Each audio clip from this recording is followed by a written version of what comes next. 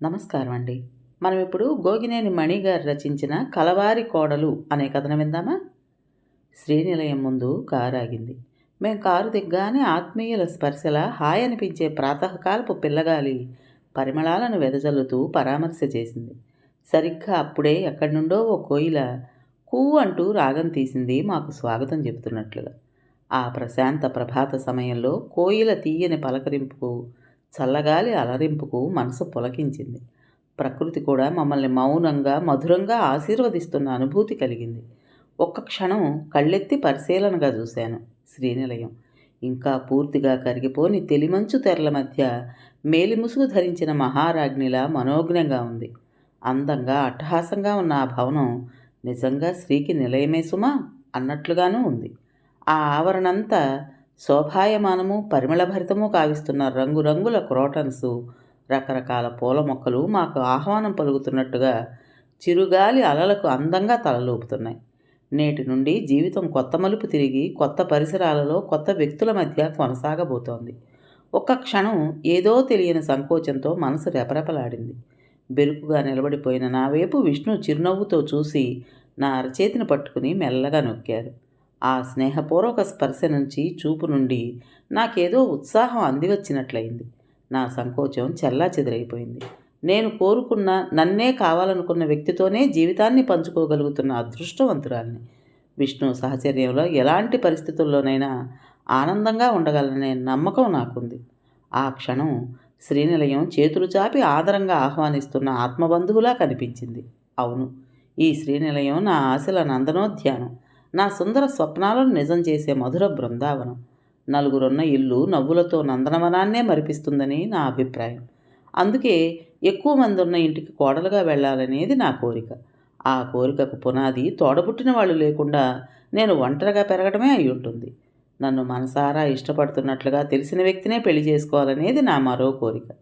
పెద్దలు నిర్ణయించే పెళ్లిలో పిల్లల ఇష్టానికే కాకుండా కట్న కానుకలు, కుటుంబ సాంప్రదాయాలు లాంటి విషయాలన్నింటికో ప్రాధాన్యత ఇవ్వటం జరుగుతూ ఉంటుంది. ఒక్కోసారి మిగతా విషయాలన్నీ నచ్చితే పిల్లల ఇష్టాన్ని పక్కన పెట్టేసి పెళ్లి నిర్ణయం చేస్తుంటారు. పిల్లలే ప్రేమించి పెళ్లి చేసుకుంటే వాళ్ళ మొదటి ప్రాధాన్యత, చివరిది కూడా ప్రేమే అవుతుంది. వాళ్ళ ఇల్లు మరో బృందావనమే అనిపిస్తుంది. నా రెండు కోరికలు తీరాయి కాబట్టి ఈ శ్రీనిలయం నాకు నందనవనము, బృందావనము. విష్ణువును అనుసరించి ఉత్సాహంగా రెండడుగులు వేయగానే, పెదబాబు ఆగండి ఆగండి అంటూ దండలతో పరుగున వచ్చిన ఆమెను చూడగానే ఆ ఇంట్లో పనిచేసే ముత్యాలని పోల్చుకున్నాను. అంతా పిచ్చమ్మ అని పిలుస్తారట. ఆ ఇంట్లో వాళ్ళెవ్వరిని ఇంతకు మునుపు నేను చూడకపోయినా కానీ విష్ణు ద్వారా విన్నందువల్ల అందరూ నాకు తెలిసిన వ్యక్తులే అనిపిస్తోంది. ముత్యాలు సన్నగా పొట్టిగా ఉంది. చీర కట్టుకుని పైన మళ్ళీ షర్టు వేసుకుంది. రెండు జాళ్ళు బాగా బిగించల్లి చివర ఊలు దారంతో పువ్వులాగా ముడివేసినందువల్లనే అనుకుంటా అవి రెండు తలకి రెండు పక్కలా నిలబడిపోయినట్లుగా తమాషాగా ఉన్నాయి. చేతికి తాటాకం రిస్ట్ వాచి. మొహంలో వయసొచ్చినా వదిలిపోని పసితనం. అదేనేమో పిచ్చి అంటే. ఏవో చిన్న చిన్న పూల గుత్తుల్ని, ఆకుల్ని కలిపి తనే సొంతగా కట్టింది కాబోలు ఆ దండల్ని చూపిస్తూ, పెదబాబు మీ పెళ్లి చూడలేదుగా, వీటిని వేసుకుంటే మేము చూసినట్లే అవుద్దిగా అంటూ నసిగింది. దండలు మా బాగా కట్టావు కానీ దారికి అడ్డం నెగో, వెనక నుండి డ్రైవర్ కసిరాడు. ఎలా కడితేనేమిరా, వాసన చూడు ఎలా గుమాయించేస్తున్నాయో. తను కసిరినట్లు జవాబు చెప్పి విష్ణు వైపు అభ్యర్థనగా చూస్తూ పెదబాబు అంది. విష్ణు ఆ దండలను అందుకుని విడదీయబోతే ఒకచోట చిక్కుముడిపడి విడిపడలేదు. ఇక ఒకటి అలాగే నా మెళ్ళో వేసి దానికే వేళ్లాడుతున్న రెండో దండని నా చేతుల్లో పెట్టారు. దానిని నేను విష్ణు మెళ్ళో వేయగానే భలే భలే అంటూ చప్పట్లు కొడుతూ చిన్నపిల్లలా గెంతింది. తనే మా పెళ్లి జరిపించిన పెద్దలా ఠీవిగా మా ముందు నడుస్తూ రండి అంది. మేము వేసుకున్న దండలకు కూడా విడివడని ముడిపడిపోవడం నాకు గమ్మత్తుగా అనిపించింది. ఆ దండల నుండి ఏదో మత్తైన వాసనలు. దండలు ఎలా ఉంటేనే వాసన ముఖ్యమంటూ ఆకారం కంటికి, అంతరంగానికే విలువివ్వాలనే విషయాన్ని తెలుసో తెలియకో కానీ ఎంత చక్కగా చెప్పింది. మనిషి పిచ్చిదేనేమో, మనసు మాత్రం మంచి ముత్యమే. విష్ణు కూడా ఆమె మాటల్ని కొట్టిపారేయకుండా ఆదరంగా మన్నించటమూ నాకు నచ్చింది. మెడలో నుండి తీసిన దండల్ని చేతిలో పట్టుకుని గుమ్మం దగ్గరకు రాగానే అవతల వైపు నిలబడిన అమ్మాయి మాకు హారతిచ్చి, పేర్లు చెప్పందే లోపలకు రానివ్వంగా అంది చిరునవ్వుతో చూస్తూ. విష్ణు పిన్ని కూతురు నీరజ అయి ఉంటుందని అనుకున్నాను.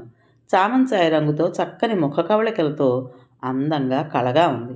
పక్కనున్న 5-6 ఆడవాళ్ళు కూడా అవును పేర్లు చెప్పాలి అన్నారు మా వైపు నవ్వుమొహాలతో చూస్తూ. పేర్లు చెప్పాలి అంతేగా, నీరజ, వైదేహి, రుక్మిణమ్మ గారు, రామాయమ్మ గారు అంటూ విష్ణు అక్కడున్న వాళ్ళ పేర్లే కాబోలు చెబుతుంటే అంతా పక్కున నవ్వేశారు. చమత్కారం చాలే, మా పేర్లు కాదు మీవి అని ఎవరో అంటున్న మాటలు పూర్తి కానే లేదు. పరిహాసాలు చాలు గాని వాళ్ళని పైకి రానివ్వండి.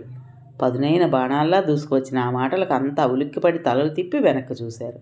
హాల్లో నుండి మేడపైకి వెళ్లే మెట్ల మధ్యలో నిలబడి ఉన్న ఆమె అత్తయ్య అని గ్రహించాను. విష్ణువుకు తల్లి పోలికలే ఎక్కువ అన్నమాట. జానెడంచున్న జరీ చీరలో చాలా అందంగా హుందాగా ఉన్న అత్తయ్య వైపు ఒక్క క్షణం కళ్ళు ఆర్పకుండా చూశాను. అత్తయ్య కళ్ళల్లో ఏదో ప్రత్యేకత ఉంది. కరుణకు పుట్టినిళ్ళా అనిపించేట్లుగా ఉన్నాయి.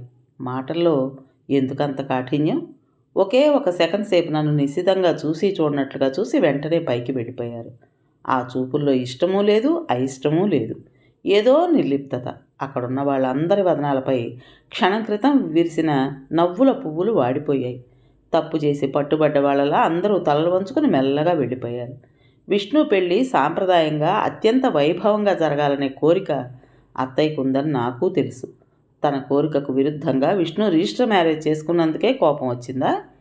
తండ్రి అనారోగ్యంతో మంచం పట్టి ఉన్న పరిస్థితుల్లో విష్ణు నిర్ణయం సమంజసమైందేగా. రిజిస్టర్ మ్యారేజ్ చేసుకుని వచ్చిన వాళ్లకు పేర్లు చెప్పడం లాంటి సాంప్రదాయకమైన ముచ్చట్లు మాత్రం ఎందుకు అని అత్తయ్యకు చిరాకు కలిగిందా? లేక అసలు ఈ పెళ్ళే ఇష్టం లేదా? విష్ణు మాటలను బట్టి ఇంట్లో వాళ్ళకి తన పెళ్ళి ఇష్టం లేదేమోననే ఆలోచన అప్పటి వరకు నాకు రాలేదు. అప్పుడే అనుమానం వచ్చింది. కాసేపట్లోనే అది నిజమని నమ్మకంగా అనిపించింది. పైన అత్తయ్య గదిలోకి వెళ్ళి ఆశీర్వాదం కోసం అత్తయ్య కాళ్ళకు నమస్కరించబోతుంటే ఇవన్నీ ఏమిటి అన్నారు కాళ్ళను వెనక్కి జరుపుకుంటూ. అమ్మా అంటూ విష్ణు ఏదో చెప్పబోతుంటే తర్వాత మాట్లాడుకోవచ్చులే, ముందు మీ గదిలోకి వెళ్ళి రెస్ట్ తీసుకోండి నిర్లిప్తంగా అన్నారు. నాకైతే కోపంగా కాకుండా కూల్గా గెటౌట్ అనే విధానం ఒకటి ఉందని మొదటిసారిగా అర్థమైంది. మనసంతా చేదుగా అయింది. విష్ణు నిస్సహాయంగా నిట్టూర్చి వచ్చేస్తుంటే అక్కడే టీపాయ్ మీద పెట్టిన దండలను తీసుకుని గుమ్మం దాటుతూ ఒక్క క్షణం వెనక్కి తల తిప్పి చూశాను. అత్తయ్య చెంపల మీదుగా కన్నీళ్లు కారుతున్నాయి. నాకు మనసులో కలవరం రేగింది. పక్క గదిలోనే మామయ్య గారున్నారు. ఇద్దరం మామయ్య మంచం మీదే ఆయన పక్కన 2 నిమిషాలు కూర్చున్నాం. ఆయన మా వైపు తదేకంగా చూశారు కానీ ఆ చూపుల్లో ఏ భావమూ లేదు. వెంటనే అటువైపు ఒత్తిగిలి పడుకున్నారు. ఎవరినీ గుర్తుపట్టకుండా పూర్తిగా కోమా మెలకువ కాని స్థితిలో 6 నెలలుగా అలాగే ఉంటున్నారట. ఆయన పాదాలని తాకి నమస్కరించి నిశ్శబ్దంగా వచ్చేసాం. ఆ ఇంటి వాతావరణంలోనే ఏదో అసహజత్వం ఉందనిపించింది. నా భ్రమో నిజమో తెలియదు మరి. ఇక్కడికి రాగానే అందరి పలకరింపులు పరిచయాలతో ఎంతో సందడిగా హడావిడిగా ఉంటుందనుకున్నాను. అత్తయ్యనే కాదు, ఎవరి చూపుల్లోనూ ఆప్యాయత ఆహ్వానం లేవు. పైగా ఏదో విస్మయం. వాళ్ళ అంచనాకు తగ్గట్టుగా విష్ణుకు నేను సరిజోడీగా లేనేమో. అప్పుడే అటువైపు గదిలో నుంచి బయటకు వచ్చిన కృష్ణప్రసాద్కు విష్ణు నన్ను పరిచయం చేస్తుంటే అతను కూడా నన్ను చూసి చూడనట్లుగా చూసి డాక్టర్ యశ్వంత్ గారిని రిసీవ్ చేసుకోవడానికి వెళ్తున్నాను అన్నయ్య అని హడావిడిగా చెప్పేసి వెళ్ళిపోయాడు. విష్ణు పిన్ని కామాక్షి గారైతే నన్ను తదేకంగా పరికించి చూసి ఎందుకో గాని గట్టిగా నిట్టూర్చారు. నాకు అర్థం కాలేదు. అత్తయ్య గదికి ఎదురుగా హాలుకు అటువైపుగా ఉన్న గదిలోకి తీసుకువెళ్ళి నిన్నటి వరకు ఇది నా గది మాత్రమే, ఈ రోజు నుండి మనిద్దరి సామ్రాజ్యం నవ్వుతూ అన్నారు. నేను నిర్లిప్తంగా ఉండిపోయాను. అన్ని ఆధునిక సదుపాయాలతో గది చాలా అందంగా విశాలంగా ఉంది. బెడ్ మీద ఆకుపచ్చని ఆకులు రాలిపడినట్లుగా ప్రింట్ ఉన్న వైట్ కలర్ బెడ్షీటు, కిటికీలకు నీలిరంగు కర్టెన్లు, గోడలకు జలపాతం దగ్గర వయ్యారంగా నిలబడిన యువతి, పూలగుత్తుల మధ్య నవ్వుల్ని విరజిమ్ముతున్న 2 చిన్నారుల పెయింటింగ్స్ 2, ఒక వారగా సోఫాల మధ్యగా గాజు టీపాయ్ మీద ఉన్న ఫ్లవర్ వాజులో ఎర్రెర్రగా నవ్వుతున్న తాజా రోజా పూలు అన్నింటినీ ఒక్క నిమిషంలోనే పరికించి చూశాను. నిర్లిప్తంగా నిలబడిపోయిన నా 2 భుజాలపై విష్ణు చేతులు వేసి, సుజన, ఇలాంటి పరిస్థితి ఎదురవుతుందని నేను ఊహించలేదు. లేకపోతే పెళ్లికి తొందరపడకుండా కొన్నాళ్ళు ఆగేవాడినే. నిన్ను ఇబ్బంది పెట్టాను అనిపిస్తోంది. 4 రోజులు గడిస్తే అమ్మ తప్పకుండా మామూలు అవుతుంది. నువ్వు నా కోసం అంతవరకు. ఇక ఏం మాట్లాడాలో తోచనట్లుగా మధ్యలో ఆగిపోయారు. విష్ణు మాటల్లోని అనునయానికి కరిగిపోయాను. విష్ణు అండ చాలు అనుకున్నాను. మనసు కొంచెం తేలిక పడినా కానీ లోపల మాత్రం ప్రశ్నలు చెలరేగుతూనే ఉన్నాయి. పెళ్లికి తొందరపడకుండా కొన్నాళ్ళు ఆగాల్సిందేమోనని ఎందుకు అనుకుంటున్నారు? మామయ్య గారి ఆరోగ్యం ఎప్పటికి కుదురుపడుతుందో చెప్పలేమని డాక్టర్లు అన్నారనేగా పెళ్లి నిర్ణయించుకున్నారు. అసలు ఇంట్లో వాళ్ళంతా ఎందుకు అలా ముభావంగా ఉన్నారో?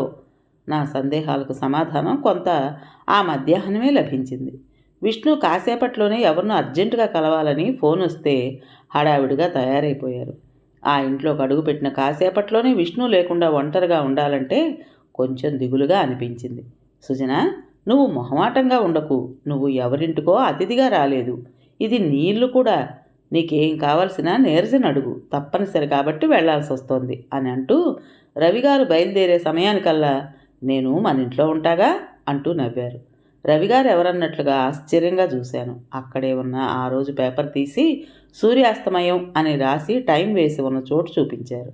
నాకు నవ్వొచ్చింది. నీరజ నాకేం కావాలో బాధ్యతగా పదే పదే కనుక్కుంది.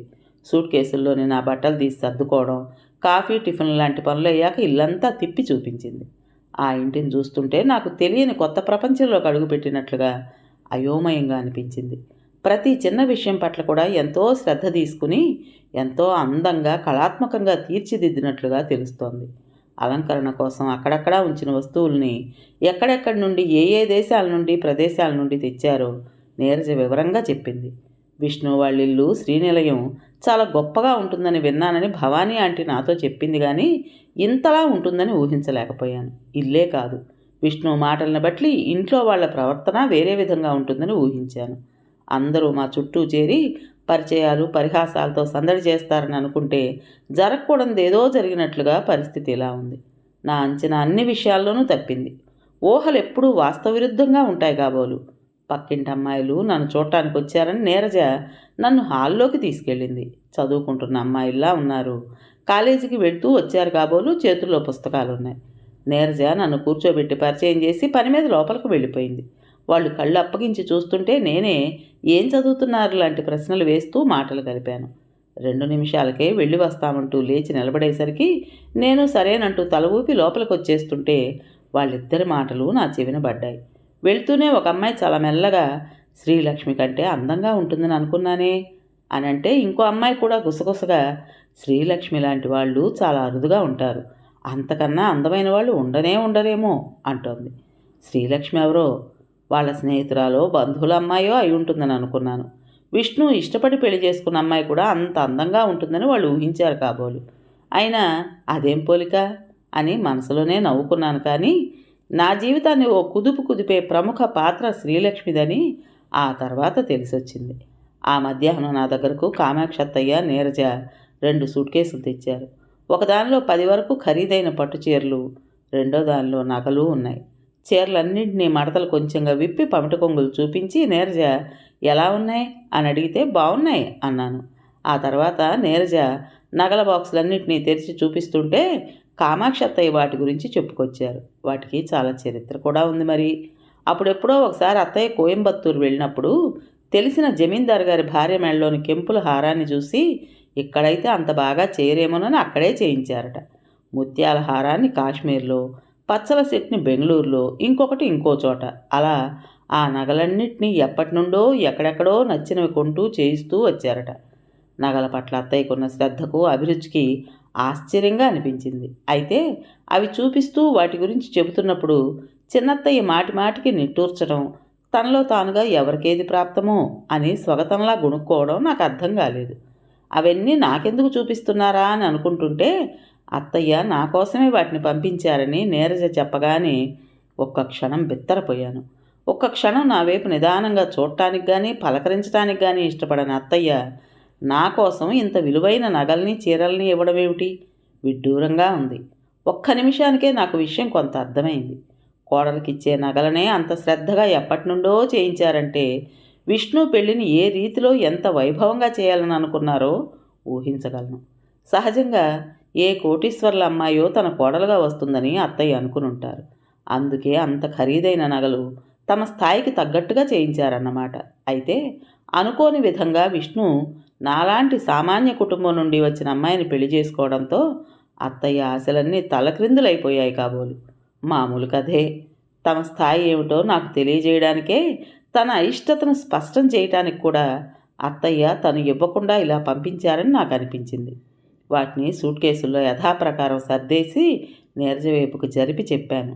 ఇంతంత జరిగి ఉన్న పట్టు చీరలను కట్టుకోవడము, ఇలాంటి నగల్ని పెట్టుకోవడము నాకు అలవాట్లేదు, ఇష్టమూ ఉండదు. అత్తయ్యకి ఇచ్చేయండి. చిన్నత్తయ్య కళ్ళు ఇంత చేసుకుని నా వైపు విడ్డూరంగా చూశారు. పెళ్లిలో కోడలికి నగలు చీరలు ఇవ్వడం సాంప్రదాయం కదా, వద్దనడం ఏమిటి? నీకు తెలుసా అవి ఎంత ఖరీదైనవో? ఆమె మాటలు పూర్తి కాకముందే నేను చెప్పేశాను, అవి ఖరీదైనవైనా నాకు ఉపయోగపడనప్పుడు అనవసరమే కదా అని వద్దంటున్నాను. నా కంఠస్వరంలోని స్థిరత్వాన్ని నీరజ గమనించింది కాబోలు. అందుకే చిన్నత్తయ్య మళ్ళీ ఏదో అనబోతుంటే వారించింది. ఇద్దరు ఆ సూట్ కేసులను తీసుకుని వెళ్ళిపోయారు. అత్తయ్య ఆప్యాయంగా ఇవ్వలేదనే కాదు, నాకు నగల పట్ల ఆసక్తి లేకపోవడము నిజమే. దానికి కారణం నాన్నగారే. ఒకసారి నా చిన్నప్పుడు నా పుట్టినరోజున పక్కింటి అమ్మాయి తన పుట్టినరోజు కొనుక్కున్న గొలుసు లాంటిదే నాకు కొనమని గొడవ చేశాను. వీలు చూసుకుని కొంటానని నాన్నగారు అన్నా వినిపించుకోలేదు. అలిగి కూర్చున్నాను. అప్పుడు నాన్నగారు నన్ను ఒళ్ళో కూర్చోబెట్టుకుని అనునయంగా చాలాసేపు కబుర్లు చెప్పారు. నగలతో వచ్చే అందం కంటే చక్కని చిరునవ్వు, మంచి ప్రవర్తనతో పొందే గుర్తింపు విలువైనదంటూ ఉదాహరణలుగా 2 కథలు చెప్పారు. ఆ తర్వాత మహాత్మా గాంధీ, స్వామి వివేకానందల జీవితాల్లోని కొన్ని సంఘటనల్ని నా మనసులో హత్తుకునేటట్లుగా ఎంత బాగా చెప్పారంటే, ఆ తర్వాత ఎప్పుడూ కూడా నేను నగలు కావాలని నాన్నగారిని అడగలేదు, కొనుక్కోవాలని కోరిక కలగలేదు కూడా. ఆ రోజే నాన్నగారు నన్ను పుస్తకాల షాపుకు తీసుకువెళ్ళి 2-3 కథల పుస్తకాలతో పాటు వివేకానందుని జీవిత చరిత్ర కొన్నారు. ఆ పుస్తకంలో అట్ట తర్వాత మొదటి పేజీలో ఒక మంచి వాక్యం రాశారు. చిరునవ్వే చంద్రకిరణం, చిన్నారికి అదే అందమైన ఆభరణం. ఆ పుస్తకాన్ని అప్పుడు చదవలేదు, కానీ ఆ తర్వాత మాత్రం చాలాసార్లు చదివాను. నాన్నగారు నాకు ఇచ్చిన విలువైన కానుకగా ఆ పుస్తకాన్ని భద్రంగా దాచుకున్నాను. పుస్తకాలు చదివే నా అలవాటుకు నాన్నగారే బాట వేశారు. ఎప్పుడు బజారుకి వెళ్ళినా నేను ఇష్టంగా కొనుక్కునేవి పుస్తకాలే. సాయంకాలం విష్ణు ఇంటికి వచ్చాకనే నాలోకి ఉత్సాహం, ఊపిరి వచ్చాయి.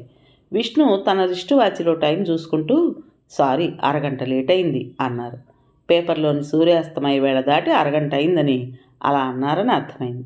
అరగంట కాదు, 50 నిమిషాలు అన్నాను. అదెలా అన్నారు కళ్ళెగరేస్తూ.